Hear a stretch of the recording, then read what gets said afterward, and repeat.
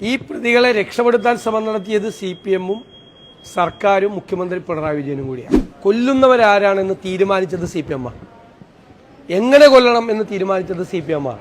അഖില ലോക അടിസ്ഥാനത്തിൽ അറിയപ്പെടുന്ന തീവ്രവാദി സംഘടനകളെക്കാൾ മോശമാണ്. പെരിയ ഇരട്ടക്കൊലപാതകത്തിൽ ശരത്ലാലിന്റെയും കൃപേഷിന്റെയും പ്രതികൾക്ക് കോടതി ശിക്ഷ വിധിച്ചതുമായി ബന്ധപ്പെട്ട ഇപ്പോൾ ഇടതുപക്ഷം വലിയ വെട്ടിലായിരിക്കുകയാണ്. മുൻ MLA-യും ഇടതുപക്ഷ നേതാക്കന്മാരും ഒക്കെ അടങ്ങുന്ന ഒരു വലിയ നിരയെയാണ് കോടതി ശിക്ഷിച്ചിരിക്കുന്നത്.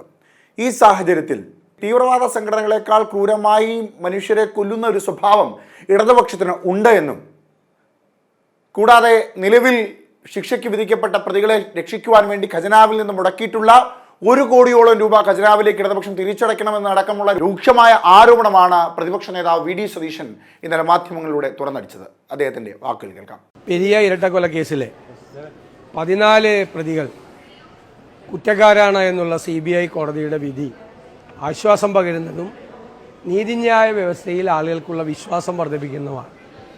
2 ചെറുപ്പക്കാരെയാണ് ഒരു കാരണം പോലും ഇല്ലാതെ ക്രൂരമായി കൊല ചെയ്തത്. 2 കുടുംബങ്ങളെയാണ് ഈ ക്രിമിനലുകൾ അനാഥമാക്കിയത്. ഇത് കൊലപാതകം ചെയ്തതും ചെയ്യിച്ചതും എല്ലാം ചെയ്തത് CPM-ആണ്. ഈ പ്രതികളെ രക്ഷപ്പെടുത്താൻ ശ്രമം നടത്തിയത് CPM-ഉം സർക്കാരും മുഖ്യമന്ത്രി പിണറായി വിജയനും കൂടിയാണ്. പൊതുജനങ്ങളുടെ നികുതി പണം വരെ അതിനുവേണ്ടി ചെലവാക്കി എന്നുള്ളതാണ് ഏറ്റവും പ്രധാനപ്പെട്ട കാര്യം. ഇവിടെ നമുക്കറിയാം, ഇത് കുറ്റകരമായൊരു ഗൂഢാലോചന നടത്തിയിട്ടുണ്ട്. ഇതിൻ്റെ പുറകെ CPM-ആണ് ഗൂഢാലോചന നടത്തിയത്. ആരാണ് കൊല്ലേണ്ടവരാരാണ്, കൊല്ലുന്നവരാരാണെന്ന് തീരുമാനിച്ചത് CPM-ആണ്. എങ്ങനെ കൊല്ലണം എന്ന് തീരുമാനിച്ചത് CPM-ആണ്. കൊന്നു കഴിഞ്ഞിട്ട് പ്രതികളെ എവിടെ ഒളിപ്പിക്കണമെന്ന് തീരുമാനിച്ചതും ഒളിപ്പിച്ചതും CPM-ആണ്. എല്ലാ തെളിവുകളും നശിപ്പിച്ചതും ആയുധങ്ങൾ ഒളിപ്പിച്ചു വെപ്പിച്ചതും CPM-ആണ്. കേരളം ഭരിക്കുന്ന പാർട്ടിയാണ്. എന്നിട്ട് ഈ പ്രതികളെ രക്ഷപ്പെടുത്താൻ വേണ്ടി പോലീസിനെ ദുരുപയോഗം ചെയ്തത് കേരളത്തിലെ സർക്കാരാണ്, CPM ഭരിക്കുന്ന സർക്കാരാണ്. CBI അന്വേഷണം വരാതിരിക്കാൻ വേണ്ടി നികുതി പണത്തിൽ നിന്നാണ് 1 കോടിയോളം രൂപ ചെലവാക്കിയത്. അത് സർക്കാരാണ്, മുഖ്യമന്ത്രിയുടെ അറിവോടുകൂടിയാണ്. 2 ചെറുപ്പക്കാരെ ക്രൂരമായി ഗൂഢാലോചന നടത്തി കൊല ചെയ്ത് പ്രതികളെ രക്ഷിക്കാൻ ശ്രമം നടത്തി തെളിവുകൾ നശിപ്പിക്കാൻ മുഴുവൻ നേതൃത്വം കൊടുത്ത ഈ പാർട്ടിയാണ് കേരളത്തിൽ ഭരിക്കുന്നതെന്നോർത്ത് കേരളം ലജ്ജിച്ച് തലതാഴ്ത്തും. 10 പ്രതികളെ കുറ്റക്കാരില്ലെന്ന് കണ്ടിട്ടുണ്ട്. ഞങ്ങളെ കുടുംബവുമായി ആലോചിച്ച് അതിനെതിരായി അപ്പീൽ പോകും. ഇത് കുടുംബവും പാർട്ടിയും കോൺഗ്രസ് പാർട്ടിയും നടത്തിയ പോരാട്ടത്തിൻ്റെ വിജയമായി ഞങ്ങൾ കാണും. ധാർമ്മികതയുടെ വിജയം കൂടിയാണ് ഈ വിജയം. ഈ 1 കോടിയോളം രൂപ നികുതി പണത്തിൽ നിന്ന്, നമ്മളെല്ലാം നികുതി കൊടുക്കുന്ന പണത്തിൽ നിന്നാണ് ചെലവാക്കിയത് പ്രതികളെ രക്ഷിക്കാൻ. ആ പണം CPM സംസ്ഥാന കമ്മിറ്റി സർക്കാരിലേക്ക് അടയ്ക്കണം എന്ന് ഞാൻ ആവശ്യപ്പെടുകയാണ്.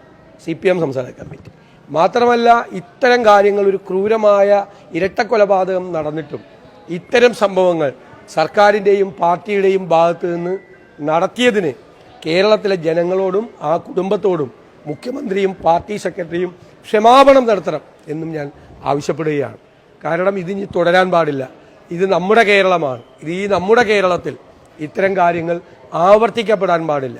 എന്ത് ക്രൂരമായ വൃത്തികേട് ചെയ്താലും അതിന് കുടപിടിച്ചു കൊടുക്കുന്ന സംവിധാനമായി നമ്മുടെ നീതിന്യായ വ്യവസ്ഥയും പോലീസും മാറാൻ പാടില്ല. അതിനെല്ലാമുള്ള ഒരു കോടതി വിധിയായി ഞാനിതിനെ കാണും. ക്രിമിനൽ നിയമം അനുസരിച്ച് ക്രൈം എന്ന് പറയുന്നത് സ്റ്റേറ്റിനെതിരായി ചെയ്യുന്നതാണ്.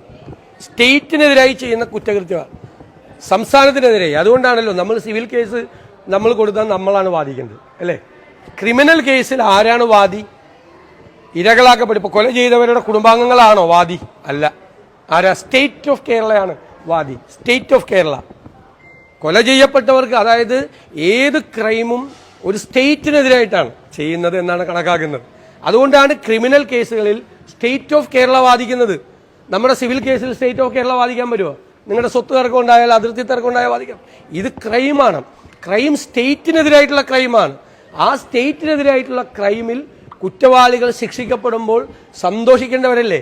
അതിനു പകരം ഈ ഭരണത്തിന് നേതൃത്വം കൊടുക്കുന്നവർ അപ്പീൽ പോകുമെന്ന് പറഞ്ഞാൽ ഏത് കുറ്റകൃത്യം ചെയ്തവനെയും, 2 ചെറുപ്പക്കാരെ, അല്ലേ, എന്തെല്ലാം പ്രതീക്ഷകളായിരുന്നു? ആ കുടുംബത്തിൻ്റെ മുഴുവൻ പ്രതീക്ഷകളായിരുന്നു. ആ 2 ചെറുപ്പക്കാരെ ക്രൂരമായി കൊല ചെയ്യുന്നവരെ പരസ്യമായി സംരക്ഷിക്കുന്ന പാർട്ടിയാണ് CPM എന്ന് അവർ ഒന്നുകൂടി പുറപ്പുറത്ത് കയറി വിളിച്ചു പറയാണ്. അതിൻ്റെ അർത്ഥം എങ്ങനെയാണ് ഗൂഢാലോചന? ഇപ്പോൾ കോടതി പറയണ്ടേ CBI എന്ത് ഗൂഢാലോചന നടത്തിയത്? ഇവിടെ ഈ സ്റ്റേറ്റ് പോലീസിൽ നിന്ന് നീതി കിട്ടില്ല എന്ന് ഉറപ്പായതുകൊണ്ടാണ്, പ്രതികളെ രക്ഷപ്പെടുത്താൻ ശ്രമിച്ചതുകൊണ്ടാണ്, സാക്ഷികളെ കൂറുമാറ്റാൻ ശ്രമിച്ചതുകൊണ്ടാണ് CBI അന്വേഷണത്തിന് കുടുംബം ആവശ്യപ്പെട്ടത്. CBI അന്വേഷണം കോടതി അനുവദിച്ചതാണ്. ആ CBI കോടതിയാണ് വിചാരണ നടത്തിയത്. പ്രതികളൊന്നും കൂറുമാറാൻ പറ്റിയില്ല. സ്റ്റേറ്റ് പോലീസാണ് നടത്തിയെങ്കിൽ ഈ പ്രതികളെ മുഴുവൻ കൂറുമാറ്റിച്ചതിനെ ഭീഷണിപ്പെടുത്തി. പ്രതികളൊന്നും സാക്ഷികൾ കൂറുമാറിയില്ല. അതുകൊണ്ടാണ് ഈ കേസ് ശിക്ഷിക്കപ്പെട്ടത്. ഈ കേസ് ശിക്ഷിക്കപ്പെട്ടിട്ടില്ലെങ്കിൽ അത് കൊടുക്കുന്ന മെസ്സേജ് എന്താണ്? ആരെയും ആർക്കും കൊല്ലാമെന്നല്ലേ? എന്ത് കാരണത്തിന്റെ പേരിലാണ് ഈ കുട്ടികളെ കൊന്നത്? എന്തിന്റെ പേരിലാണ്? ഞങ്ങളൊക്കെ എത്രയോ പ്രാവശ്യം ആ കുടുംബത്തിൽ പോയതാണ്. എത്ര പ്രാവശ്യം പോയാലും ആശ്വസിപ്പിക്കാൻ പറ്റുമോ? ആ കുടുംബാംഗങ്ങളെ ആശ്വസിപ്പിക്കാൻ പറ്റുമോ? എന്തിനു വേണ്ടിയിട്ടാണ് ഈ കൊല ചെയ്തത്? എന്നിട്ട് ഇപ്പോഴും ന്യായീകരിക്കുകയാണ് ഇവർ. ഈ അഖില ലോക അടിസ്ഥാനത്തിൽ അറിയപ്പെടുന്ന തീവ്രവാദി സംഘടനകളെക്കാൾ മോശമാണ്. അതിനേക്കാൾ മോശമാണ്.